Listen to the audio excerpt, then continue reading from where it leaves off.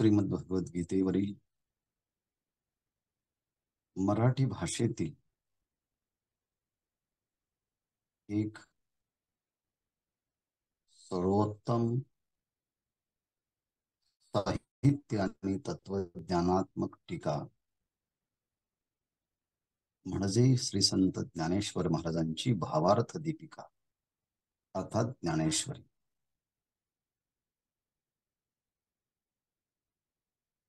वैराग्य सिद्धी प्राप्त झाल्यानंतर साधक ब्रह्मानुभूतीकडे ज्या क्रमाने जातो आहे तो क्रम भगवान अर्जुनाचं निमित्त करून तुम्हा आम्हाला स्पष्ट करून सांगताय.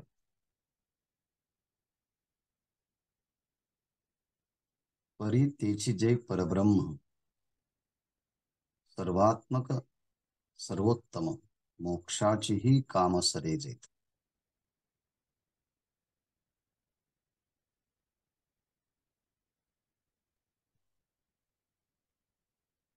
ह्या श्री गुरूंचा उपदेश प्राप्त झाला. विवेक आणि वैराग्याचा अंकुर अंतःकरणामध्ये उत्पन्न झाला आणि त्या श्रीगुरूंच्या उपदेशाने तेने ब्रह्म एक अति या जगामध्ये त्या चराचर सृष्टीच्या आधाराला अधिष्ठान स्वरूप म्हणून एक परब्रह्म तत्व आहे आणि त्या परब्रह्माचं यथार्थ ज्ञान झालं म्हणजे अधिष्ठानाचं ज्ञान झालं की मग त्यावर आतापर्यंत भासत असलेले सर्व अध्यस्त पदार्थ ही भ्रांती स्वरूप आहे असं ध्यानी येऊ लागतं. एर अघवेची भ्रांती. एक अधिष्ठान सत्य आहे आणि तद व्यतिरिक्त सर्व विनाशी आणि चंचल आहे, भ्रांती आहे. ही जी प्रतीती आहेत ही प्रतीती श्रवण मनन आणि निधिध्यासन याने दृढ होत जाते. मग सर्व जगत जर प्रतीती मात्र आहे तर त्यामध्ये माझा देह सुद्धा आहे ना. फक्त देहच नाही तर देह संबंधाने असणारे इतर संबंधही आहे. मग देहच जर भासमान तर देह संबंधी असणारे संबंधही भासमान. पण हे सगळे भास, हे सगळे आभास ज्या अधिष्ठानावरती भासतात ते अधिष्ठान एक ब्रह्म अति, ते एक परब्रह्म आहे. आणि एर अघवेची भ्रांती हे कीर प्रतीती गाढी केली जी आहे ही खरोखरची प्रतीती आता गाढी झाली म्हणजे दृढ झाली. आणि आता जे परब्रह्म आपण या जगामध्ये आहे असं म्हणत होतो ते परब्रह्म मी आहे. परितेची जे परब्रह्म ते सर्वात्मक आहे. सर्वात्मक आहे म्हणजे सर्वांचा आत्मा आहे. सर्वांना सत्ता स्फूर्ती प्रदान करणारं तत्व म्हणजे आत्मतत्व. एरवी पंचमहाभूतापासून निर्माण झालेला हा देह सुद्धा पंचमहाभूतांसारखा जडच आहे. पण त्या चेतन तत्वाने याला आधार दिल्यामुळे हे जणू काही ओला चिखलाचा गोळा असल्याप्रमाणे हालचाल करत आहे, बोलत आहे. परंतु ह्या पंचमहाभूताच्या देहामध्ये स्वतः देहाला बोलण्याचं सामर्थ्य नाही. डोळ्यांना पाहण्याचं नाही, कानांना ऐकण्याचं नाही, जिभेला बोलण्याचं नाही, वाणीला बोलण्याचं नाही, जिभेला चाखण्याचं नाही, कानाला गंध ग्रहणाचं नाही, की पायाला चालण्याचं नाही, की त्वचाला स्पर्शाचं नाही. मग कोण आहे? या सगळ्यांच्या पाठीमाग एक चेतन तत्व आहे. देखवी ऐकवी एक नारायण. या सगळ्यांच्या पाठीमाग एक नारायण नावाचं तत्व आहे, एक ईश्वर नावाचं तत्व आहे, एक ब्रह्म नावाचं तत्व आहे, एक आत्म नावाचं चेतन तत्व आहे, की जे अस्तित्व रूपाने आहे, त्याला सत्ता आहे. ते सतत चित स्वरूप म्हणजे ज्ञान स्वरूप आहे. म्हणजे जिथे सत स्वरूपता आणि चित स्वरूपता असते, तिथे आनंद रूपता असतेच. म्हणून देहाच्या ठिकाणी जर आपण पाहिलं तर देह असद रूप आहे, तो जड स्वरूप आहे आणि तो दुःख स्वरूप आहे. असत, जड आणि दुःख रूपता हा शरीराचा स्वभाव आहे. रूपता, चिद्रूपता, आनंद रूपता आत्म्या स्वभाव आहे आणि तो आत्मा मी आहे. म्हणजे आत्मतत्वाच्या स्वरूपाने जर पाहिलं तर मी सत स्वरूप आहे, मी चित स्वरूप आहे आणि मी आत्म स्वरूप आहे. असा आत्मतत्वाचं अधिष्ठान ह्या देहाला असल्यामुळे बुद्धी तत्वाने त्या चैतन्य सत्ता प्रतिबिंबाच्या रूपाने स्वीकारली. चैतन्याचं प्रतिबिंब त्या बुद्धीत पडलं, त्याला चिदाभास नाव पडलं. चिदाभासाने देह इंद्रिय बुद्धी यांचं तादात्म्य धारण केलं, त्याला जीव नाव. परंतु जीव म्हणा, चिदाभास म्हणा, की आत्मा म्हणा, ते खरं परमात्म्याचं स्वरूप आहे. पण ह्या देहामध्ये त्याचं अस्तित्व असल्यामुळे शरीर हे ओलं आहे, चेतन आहे, त्याच्या ठिकाणी सत्ता आहे, त्याच्या ठिकाणी स्फूर्ती आहे आणि आनंद दिसतो आहे ना, तो आनंद देहाचा नसून आत्म्याचा आहे. सत्ता म्हणजे अस्तित्व, जिवंतपणा जो दिसतो ना, तो त्या चेतन तत्वाचा आहे, देहाचा नाही. जे थोडस ज्ञान बुद्धीमध्ये आहे, ते बुद्धीचं नाही, ते आत्मतत्वाचं आहे. असं जे सर्वात्मक सर्वोत्तम जे परब्रह्म ते मी आहे, असं जेव्हा ज्ञान होतं, तेव्हा मनुष्य ह्या देहाच्या बंधनातून मुक्त होतो. पण देहाच्या बंधनातून मुक्त झाल्यानंतर आत्मा तर मुळातच मुक्त आहे. मग मुक्त असणाऱ्या आत्म्याला मी देहाच्या बंधनातून मुक्त झालो हा जो म्हणत होता, तो बद्ध झालो हा भ्रम होता. कारण मुळातच तो बद्ध नाहीच, तो मुक्त आहे. मग मोक्षाचे काम जे सरे, जिथे मी आता मुक्त झालो, बंधनातून मोकळा झालो, बंधनात होतो हाच जर भ्रम होता, तर बंधनातून आता मी मुक्त झालो हा भ्रम नाही का? बंधनात होतो हा जसा भ्रम, तसं बंधनातून मुक्त झालो हाही भ्रम. आत्मस्वरूपाच्या दृष्टीने जर पाहिलं तर आत्मा नित्य, शुद्ध बुद्ध मुक्त स्वरूप कायमचाच आहे. मग आता मोक्षाचं कामही समाप्त. मोक्षाचेही काम सरेजेत.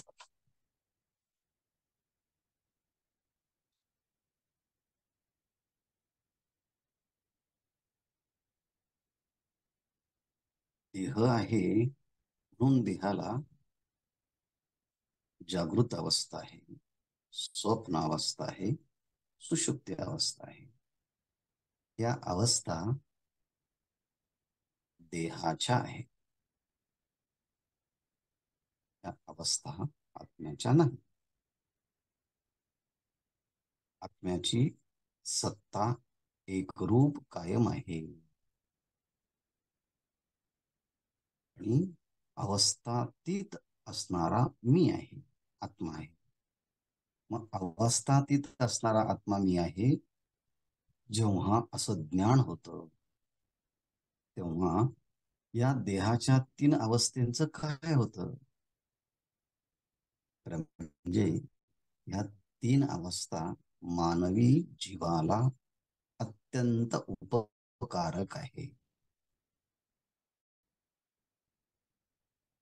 या तिन्ही अवस्था 1004 या तिन्ही अवस्था मानवी जीवनाला अत्यंत उपकारक आहे. कशा?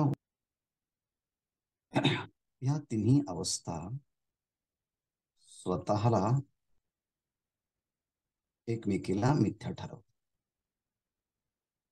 आणि ह्या तिन्ही अवस्था एकमेकींना मिथ्या ठरवून या तिन्ही अवस्था आत्म्याचं सत्स्वरूपत्व, चित्स्वरूपत्व, आनंद स्वरूपत्व सिद्ध करून आपल्या ठिकाणी असत, जड आणि दुःखरूपता सिद्ध करून आम्ही आगंतुक आहोत, तात्पुरते आहोत, आमचं खरं अस्तित्वच नाही सिद्ध.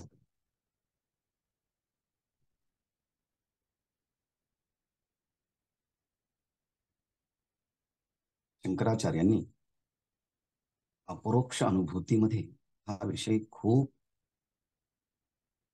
सुंदररित्या मांडलेला आहे.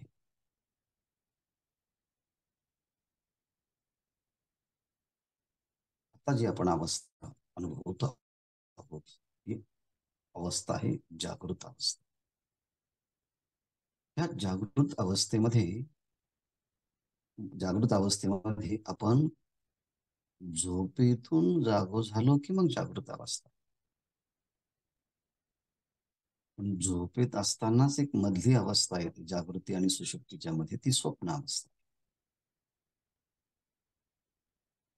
मग स्वप्नामध्ये आपण अनेक पद्धतीने प्रवास केला, अनेक व्यवहार केले, सुखदुःखाचे मानापमानाचे व्यवहार झाले. पण जागृतीमध्ये आल्याबरोबर स्वप्न, स्वप्नावस्था, स्वप्नावस्थेतील पदार्थ, त्यातले व्यवहार सगळेची सगळे नाहीसे होतात. जागृत अवस्था काय करते? जागृत अवस्था स्वप्न अवस्थेला मिथ्या ठरवते.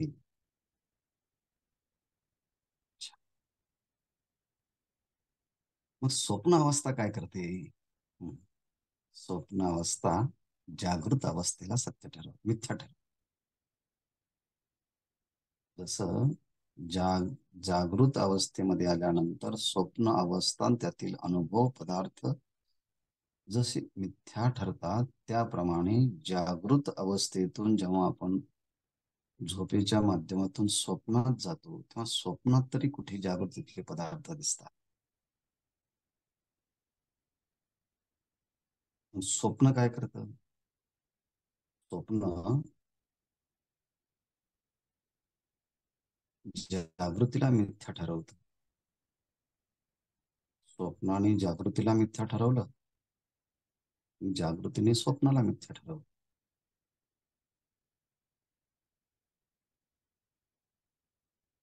पण आता जागृती आणि स्वप्न या दोन्ही अवस्था सुषुप्तीमध्ये नसतात. गाढ झोपेत ना जागृती, गाढ झोपेत ना सुषुप्ती. मग सुषुप्तीने काय केलं? सुषुप्तीने जागृत अवस्था आणि स्वप्न अवस्था दोन्ही मिथ्या ठरवून आपलं स्वतःचं अस्तित्व सिद्ध आहे.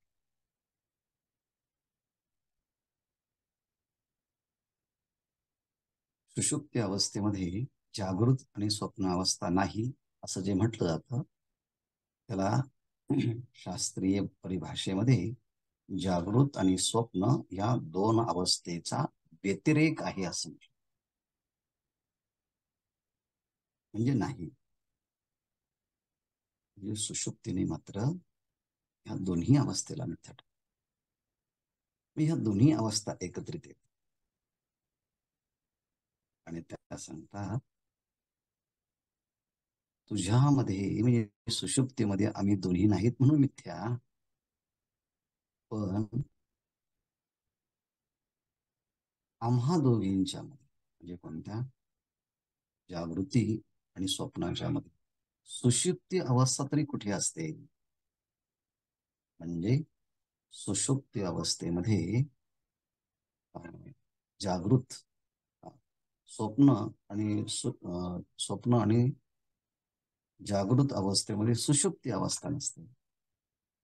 म्हणजे या स्वप्नाने आणि जागृतीने सुषुप्तीला मिथ्या ठरवले. सुषुप्तीने जागृती आणि स्वप्नाला मिथ्या ठरवले. मग आता जेव्हा स्वप्न आणि जागृतीचा ह्या दोन्ही अवस्थेचा विचार येतो तेव्हा जागृती स्वप्नाला मिथ्या ठरवते, स्वप्न जागृतीला मिथ्या ठरवतं. सुषुप्ती स्वप्न आणि जागृतीला मिथ्या ठरवते, स्वप्न आणि जागृती सुषुप्तीला मिथ्या ठरवते. म्हणजे एका अवस्थेमध्ये दोन अवस्थेंचा व्यतिरेक आहे. पण जागृत अवस्थेमध्ये मी जे सगळं पाहतो, स्वप्न अवस्थेमध्ये मी जे सगळं पाहतो, सुषुप्ती अवस्था मी पाहतो, म्हणजे मी सत आहे, सद्रूपता आहे. ती सद्रूपता तिन्ही अवस्थेमध्ये आहे. स्वप्नात मला कळतं, जागृत मला कळतं, सुषुप्तीत मला काय आहे. म्हणजे सद्रूपता चिद्रूपता जिथे असते तिथे आनंद रूपता असते. परंतु आत्मा मात्र तिन्ही अवस्थेमध्ये आहे, जागृतीमध्ये आहे, स्वप्नामध्ये आहे, सुषुप्तीमध्ये. पण आत्म्यामध्ये मात्र जागृतीही नाही, स्वप्नही नाही, सुषुप्ती नाही. मग काय आहे? केवळ अवस्था आहे. मग काय झालं? यया तिन्ही अवस्था पोटी जिरवी. कोण? जे यया तिन्ही अवस्था पोटी जिरवी. जे म्हणजे कोण? जे सर्वोत्तम सर्वात्मक जे परब्रह्म ते तिन्ही अवस्था पोटी जिरवी. ह्या ब्रह्मस्वरूपाच्या मध्ये त्या तिन्ही अवस्थेचा अत्यंत अभाव असतो.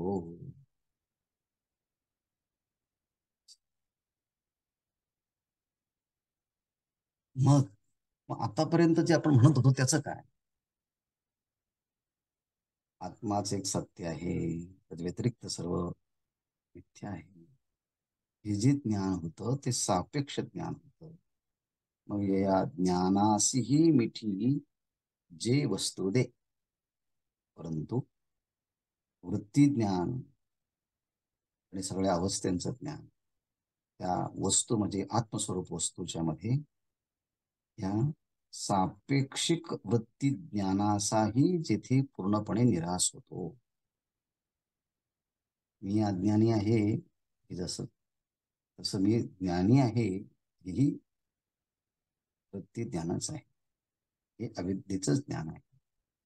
म्हणून तिन्ही अवस्था आत्मस्वरूपाच्या मध्ये विलीन होऊन जातात आणि तत्सापेक्ष असणारं जे ज्ञान ते ज्ञानही आत्मस्वरूपामध्ये विलीन होऊन जातं. ऐक्याचे एकपण सरे, जेथ आनंद कणुही विरे, काही नुरोनी पुरे जे काही का. ज्ञानेश्वर महाराजांचे हे शब्द म्हणजे प्रत्यक्ष आत्मस्वरूपाला दाखवणारे हे मंत्र आहेत. साचची बोलाचे नवे हे शास्त्र, संसार जिणिते शस्त्र, आत्मा अवतरविते मंत्र अक्षरे. बघा ही अक्षर कशी.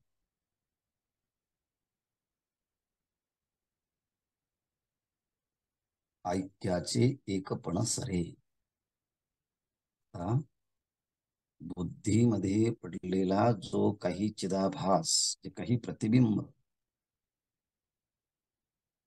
ते बुद्धीमध्ये जरी असलं तरी त्या प्रतिबिंबाला, चिदाभासाला वाटतं मी बुद्धीचा नाही, मी कुटस्थाचा आहे.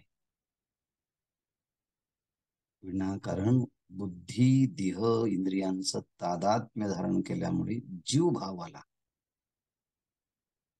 परंतु तादात्म्य सोडलं की तो जीव ब्रह्मरूपच होतो, आपल्या मूळ ऐक्य स्वरूपाला प्राप्त. पण चिदाभास जेव्हा कुटस्थाशी ऐक्य पावतो तेव्हा ते ऐक्य मुळातच होतं, फक्त भास झाला होता की मी वेगळा. म्हणून ऐक्याचे एकपण सरे, त्या जीव ब्रह्माच्या एक ऐक्यामध्ये जो एकपणा आहे सापेक्ष, तो सापेक्ष एकपणा सुद्धा संपून जातो. आणि अहम ब्रह्मास्मी, ही जी काही आनंदाची वृत्ती असते, ती आनंदाची वृत्ती, आनंदाचा कणही विरून जातो. जे तर आनंद कणही विरे, कारण मुळातच मी ब्रह्मस्वरूप आहे. पण खोटा देहाचं तादात्म्य धारण केल्यामुळे आता मी जीव म्हणत होतो, ते तादात्म्य सोडलं, आता मी ब्रह्म. पण मी तर ब्रह्म आधीच आहे. मग अहम ब्रह्मास्मी म्हणून जो आनंद होत होता तो आनंदही सापेक्ष आहे. म्हणून तो आनंद, वृत्ती ज्ञानाचा आनंद कणही विरून जातो. म्हटले मग आता काय, सापेक्ष ऐक्य पण संपलं, वृत्ती ज्ञानाचा आनंद कणही विरून जातो, काहीच नुरोनी. मग आता भेदाच्या कोणत्याच कल्पना उरत नाही. सगळं मावळल्यानंतर काय खाली उरतं, जे काही खाली जे आहे ना, जे परिपूर्ण आहे. पूर्णमदः पूर्णमिदं पूर्णात् पूर्णमुदच्यते पूर्णस्य पूर्णमेवावशिष्यते. अशी जी स्थिती आहे ते अवाच्य आत्मतत्व खाली शिल्लक, मात्र शिल्लक. सर्व सापेक्ष भाव मावळल्यानंतर निरपेक्ष तत्व खाली शिल्लक.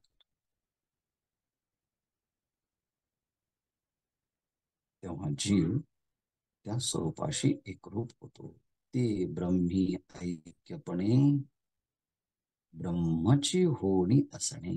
आता तो जीव ब्रह्मस्वरूपाशी ऐक्य पाहून आता त्याचं अस्तित्व वेगळं न राहता तो ब्रह्मरूपानेच आता त्याचं अस्तित्व हे आता खरं ब्रह्माचंच अस्तित्व. ते ब्रह्मी ऐक्यपणे, त्या ब्रह्मस्वरूपाच्या ऐक्यामध्ये वेगळा न राहता आता तो ब्रह्मस्वरूपाने ब्रह्म होऊनच ब्रह्मस्वरूपात. ही उच्च कोटीची अवस्था कशी काय प्राप्त झाली, ते क्रमेची करोनी तेने पाविजे पै. त्या साधकाला श्रवण मनन निध्यासन किंवा अष्टांग योगाची साधना करून, गुरु शुश्रूषा करून, श्रवण मनन निध्यासन करून या क्रमाक्रमाने त्या स्वरूपाला, जरी तो आत्मस्वरूपच मुळात असला तरी देखील त्याला क्रमाक्रमाने त्या स्वरूपापर्यंत येऊन तो पोचतो. म्हणजेच त्याला श्रवणाची, मननाची, निधिध्यासनाची आवश्यकता आहे. कशी आवश्यकता आहे? त्यासाठी दिलेले उदाहरण काल डॉक्टर साहेबांनी सांगितलं आहे, ते आपण व्यवस्थित ऐकलंय. पण तरी देखील तो भाग भावा म्हणून पुन्हा सांग, मी परब्रह्म आहे हे वास्तव जरी असलं तरी भ्रमनिवृत्ती ही मानावी लागतेच ना. आणि ही सिद्ध करण्यासाठी माऊली उदाहरण देत आहे. लिया पासी षड्रसी ओगरिले, तो तृप्ती प्रतिग्रासी लाहे जेवी. भुके लिया पासी, एखादा व्यक्ती, स्त्री असेल, पुरुष असेल, लहान असेल, मोठा असेल, गरीब असेल, श्रीमंत असेल, शहरातला असेल, खेड्यातला असेल, असं कोणीतरी एखादा खूप दिवसापासून अन्न पोटात नाही म्हणून तो भुकेलेला. अशा भुकेलेल्या व्यक्तीच्या जवळ काय आहे म्हटले? षड्रसी ओगरिले,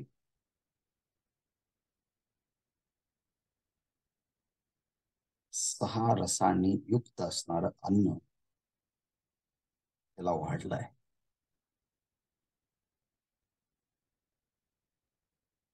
सगळे रस आहेत त्या खाण्यामध्ये, तिखट, तुरट, तिखट, सगळे रस आहेत. आणि असं परिपूर्ण भोजन तिथे उपलब्ध करून दिलं. पण तरी देखील त्याला एक घास, दुसरा, तिसरा, चौथा असं करत ग्रासोग्रासी त्याला तृप्तीची अनुभूती येत असते. तो तृप्ती प्रतिग्रासी जेवील आहे. तो त्या तृप्तीची अनुभूती प्रत्येक ग्रासोग्राशी, घासाघासाला तो वाढवत असतो. अन्न तिथेच आहे, तोही तिथेच आहे. कसं मी परब्रह्मच आहे, पण जीव हळूहळू हळूहळू अनात्म्याचा संबंध टाकून देतो आणि स्वस्वरूपाच्या विषयीचं श्रवण मनन निध्यासन करत आपल्या स्वरूपाशी तो एकरूप होतो. आणि हे करत असताना तैसा वैराग्याचा ओलावा विचाराचा तो दिवा अंबोथिला ठेवा काढीच तो.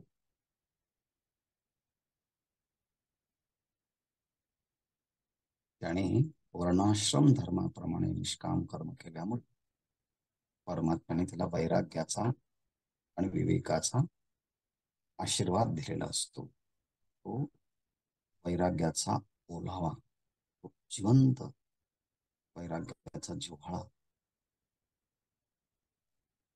त्याचप्रमाणे अंतःकरणामध्ये विवेकाचा दिवा आहे.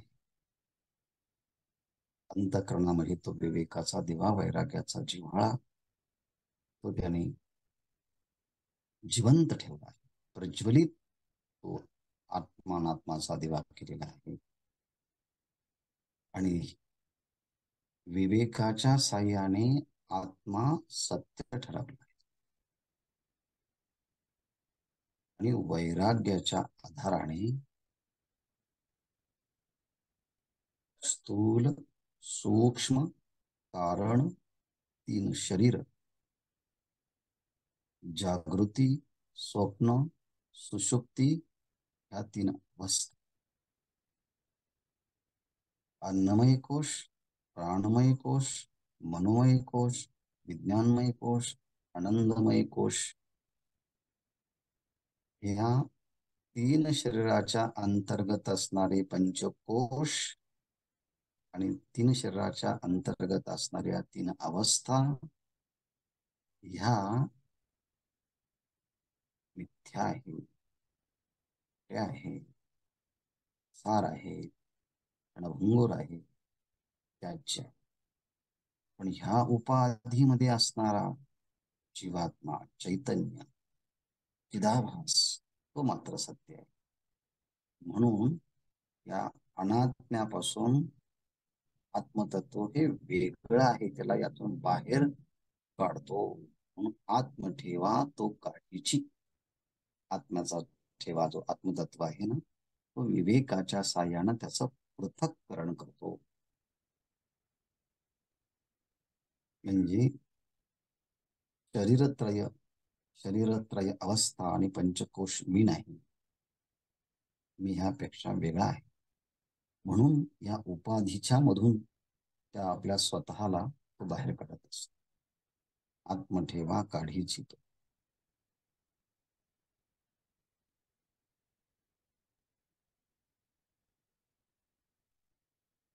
मग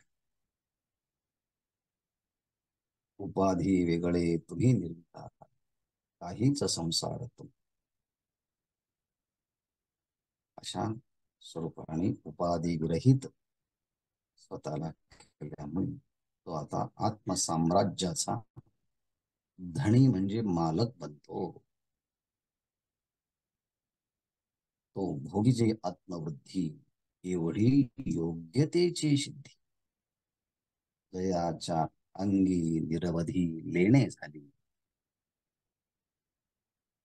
इतका उच्च कोटीचा अधिकार त्याने प्राप्त करून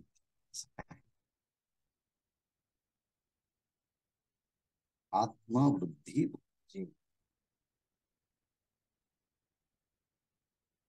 बृहत्वात ब्रह्म, जे सर्व व्यापक आहे ते ब्रह्म. देहाला नकशिकांत व्यापून आहे आत्मतत्व. ते आत्मतत्व ह्याच्या मर्यादेने मर्यादित नाही, तर ते परब्रह्म एवढा व्यापक आहे. आणि परब्रह्म परोक्ष नाही, तर ते प्रत्यक्ष अपरोक्ष आहे. म्हणून सर्व व्यापकतेच्या वृद्धीची अनुभूती तो भोगत असतो. पण एवढी योग्यता प्राप्त करण्याची त्याला निष्काम कर्म, आपल्या वर्णाश्रम धर्माप्रमाणे कर्म केल्यामुळे त्याला वैराग्य आणि विवेकाची सिद्धी भगवंताकडनं मिळाली. आणि हेच विवेक वैराग्याचे अलंकार त्याने परिधान केल्यामुळे त्याला ह्या परब्रह्म स्वरूपाच्या अनुभूतीपर्यंत आता त्याला येता आलं आहे.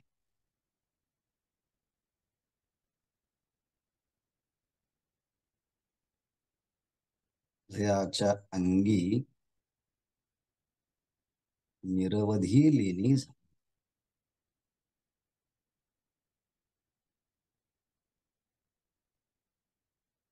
त्याच्या अंगावरती ही सिद्धीची लेणी अलंकारासारखी झाली.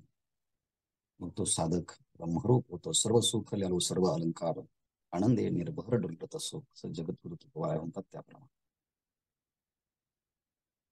तो जेणे क्रमे ब्रह्म होणे करिगा सुगम, तया क्रमाचे आता वर्म ऐक सांगो.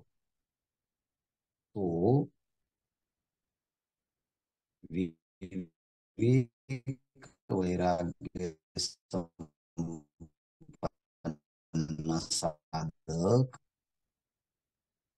जे सुगम ब्रह्म करी. क्रमेचं विशेषण आपण लावायचं आहे, सुगम क्रमे. जे सुगम क्रमे, अशा सुगम साध्या सोप्या पद्धतीने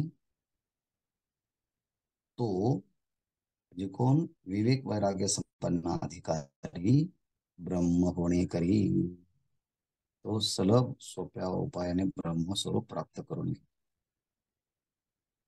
आणि त्या सुगम क्रमाचे वर्म आता सांगू. तो ज्या ज्या पद्धतीने ज्या ज्या क्रमाने साधक ब्रह्मस्वरूपाला जातो, तो क्रम आता आम्ही सांगणार आहोत. हे बाबा अर्जुना, भगवान कृष्ण म्हणतात ऐक. आणि ज्ञानेश्वर महाराज आपल्याला म्हणतात ऐका. पण सर्व असल्यामुळे लगेच सांगतात हे ऐकून घ्या, समजून घ्या. आणि मग इथून ह्या श्लोकाच्या मध्ये आणि पुढच्या काही श्लोकाच्या मध्ये साधना सांगितली आहे. आणि त्याही योग पद्धतीने साधना याचा विचार आपण 6व्या अध्यायामध्ये पाहिजे. आतापर्यंतचा हा सगळा विचार दुसरा, तिसरा, चौथा, पाचवा या अध्यायांची आवृत्ती झाली. आणि आता इथे पुढचं होतं 6वा अध्याय. म्हणजे 18वा अध्याय एका अध्यायी गीताची आहे. तो जे मौलींनी सांगितलं तो क्रम बघा कसा दिला आहे.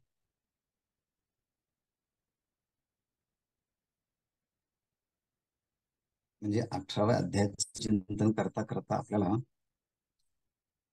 मागच्या सगळ्या अध्यायांचं चिंतन माऊलींनी आपल्याकडनं करवून घेतलं. आणि मग आता पुन्हा आपण अभ्यासलेला 6वा अध्याय डोळ्यासमोर.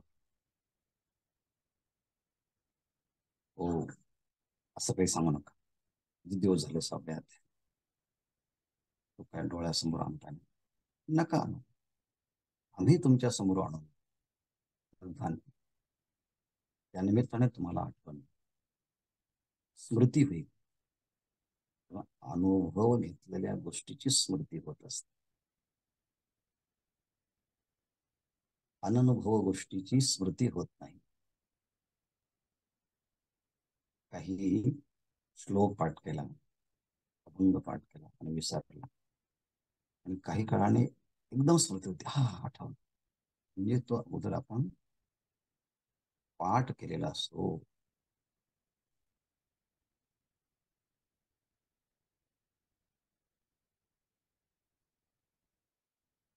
आता फक्त आपण श्लोक बुद्ध्या विशुद्धया युक्तो धृत्यात्मानं नियम्य च शब्दादीन विषयांस्त्यक्त्वा राग द्वेषौ युधस्य च.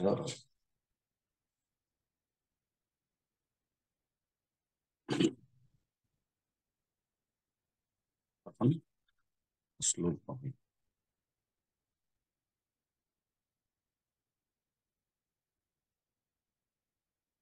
विशुद्धया बुद्ध्या युक्तः च धृत्या आत्मानं नियम्य.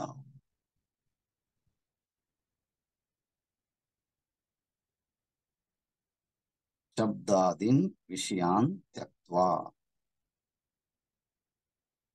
रागद्वेषौ युधस्य च बुद्ध्या विशुद्धया युक्त्या.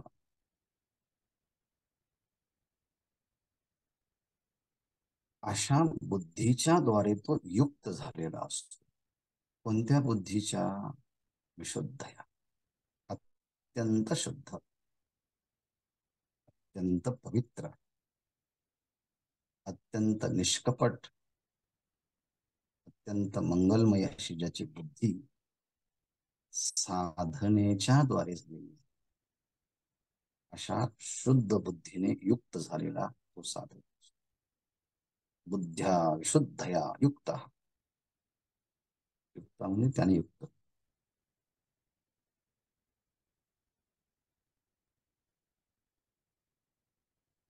त्याचबरोबर बुद्धी शुद्ध आहे, त्याचबरोबर त्यांनी काय साधना केली? धृत्या आत्मानं नियम्य, या म्हणजे सात्विक धैर्याने युक्त. आता ह्याच 18व्या अध्यायाच्या संबंधाने बोलायचं ठरलं तर आपण बुद्धीचे 3 प्रकार पाडले. त्यामध्ये राजस आणि तामस बुद्धीला सोडून सात्विक बुद्धीच्या द्वारे युक्त होऊन, त्याचप्रमाणे सात्विक धैर्याचा धैर्य सुद्धा, धृती सुद्धा सात्विक, राजस आणि तामस आहे. तर त्या राजस आणि तामस धृतीला सोडून जी सात्विक धृती आहे, त्या सात्विक धैर्य आणि धृतीने काय करायचं, आत्मानम नियम्य. इथे आत्मानम शब्दाचा अर्थ आहे शरीर इंद्रिय संघात, शरीर इंद्रिय संघात असत. म्हणजेच त्याने सगळ्या इंद्रियांचं नियमन केलं, मनाचं नियमन, कर्मेंद्रियाचं नियमन, ज्ञानेंद्रियांचं नियमन केलंय. म्हणजे विषयांच्या पासून इंद्रियांना मागे आणलं. त्याला म्हणतात शब्दादीन विषयान त्यक्त्वा.